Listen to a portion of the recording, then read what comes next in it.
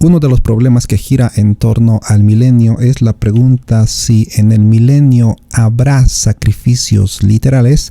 Suscríbete al canal si aún no estás suscrito.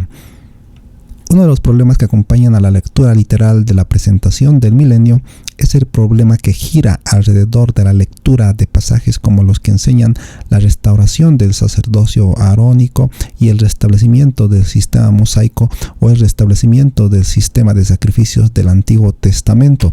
Esto sería un retroceso, nos dicen los críticos, hacia el Antiguo Testamento y a la ley mosaica si hubiera un templo allá en el milenio.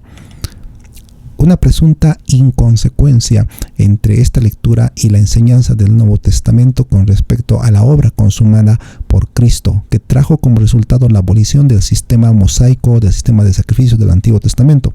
Eso ha sido usada por los amilenaristas para reducir el sistema premilenario a un absurdo y afirmar la falacia del método literal de lectura.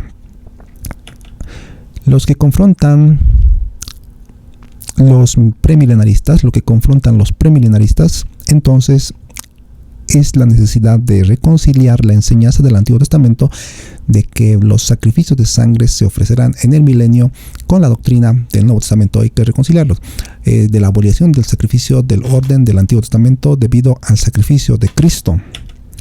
Hay un grave error en esta observación y conclusión. La expectativa del reino se basa en el pacto de Dios con Abraham, el pacto davídico y el pacto palestino, pero en ninguna manera se basa en el pacto mosaico. Se insiste en que los pactos se cumplirán en la era del milenio. Sin embargo, esto no une necesariamente el pacto mosaico con el reino. Estos pactos incondicionales que hemos visto nosotros, hay un pacto, el pacto abrahámico, de los cuales se va extendiendo el pacto abrahámico con el pacto de la tierra, el pacto palestino. Eso se llama el pacto palestino porque Palestina será de Israel.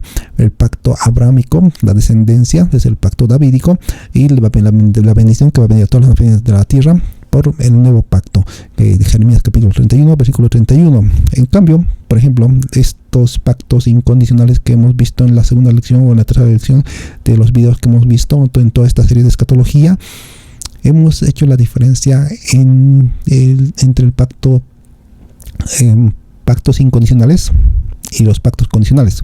Un pacto condicional es el pacto mosaico, ese fue condicional, por lo cual ese no será restablecido, ese sistema mosaico, sino se habla de otra forma, que habrá un templo en el milenio y ahí se va a adorar a Dios.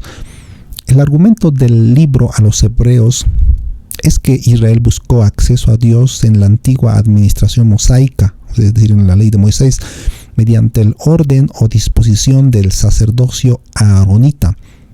Pero nosotros somos llevados a Dios por medio de Cristo, por cuanto Él ministró en un nuevo orden o una nueva disposición, el sacerdocio de Melquisedec. Se recalca expresamente en Hebreos capítulo 7, versículo 15, que Cristo vino a ministrar en un nuevo orden de sacerdocio. Debe observarse, por tanto, que Dios ha puesto a un lado a todo linaje levítico debido a su apostasía. Ha aislado al linaje de Sadoc de entre el linaje levítico y ha asignado a la simiente de Sadoc el importante ministerio sacerdotal en la era milenaria. Si se sostiene que las líneas de las tribus han desaparecido, por ejemplo hay 10 tribus paridad de Israel, lo que se llama, y que no existe una genealogía en la actualidad por la cual se puede establecer el linaje de Sadoc, debemos observar que Dios en su infinita sabiduría puede llamar a 12,000 de cada una de las tribus de Israel, como está en Apocalipsis capítulo 7, versículo 1 al 17. Puede preservar e identificar tranquilamente el linaje de Sadoc. Eso no es ningún problema para Dios. Es como cuando nos preguntan a nosotros, una persona que ha muerto calcinada, quemada, entonces ¿cómo va a resucitar su cuerpo?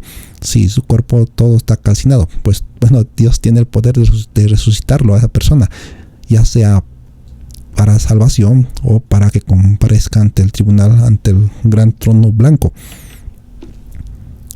Volviendo nuevamente al tema, se observará en primer lugar que los sacrificios en el milenio no tendrán ninguna relación con la cuestión de la expiación. No serán expiatorios, por cuanto en ninguna parte se dice que serán ofrecidos con miras a la salvación del pecado. En segundo lugar, los sacrificios serán de carácter conmemorativo. Hay un acuerdo general entre los premilenaristas en cuanto al propósito del sistema de sacrificios que será inaugurado en el milenio, leído a la luz del Nuevo Testamento, con su enseñanza sobre el valor de la muerte de Cristo, tienen que ser conmemorativos de esa muerte. Es decir, que tengan que apuntar esos sacrificios que se van a realizar en el milenio, tienen que apuntar a la cruz de Cristo, así como en el Antiguo Testamento los sacrificios apuntaban a la cruz de Cristo. Eso viendo hacia adelante y viendo hacia atrás nuestra salvación. Hay un paralelismo existente entre la cena del Señor que apunta a la cruz de Cristo, y estos los recordamos en la cena del Señor. Conclusión: el sistema milenario, allí los sacrificios apuntarán a la cruz de Cristo, así como en el Antiguo Testamento señalaban a la cruz de Cristo. Suscríbete y dale like al video y no te pierdas la próxima lección número 31. Un fuerte abrazo a la distancia.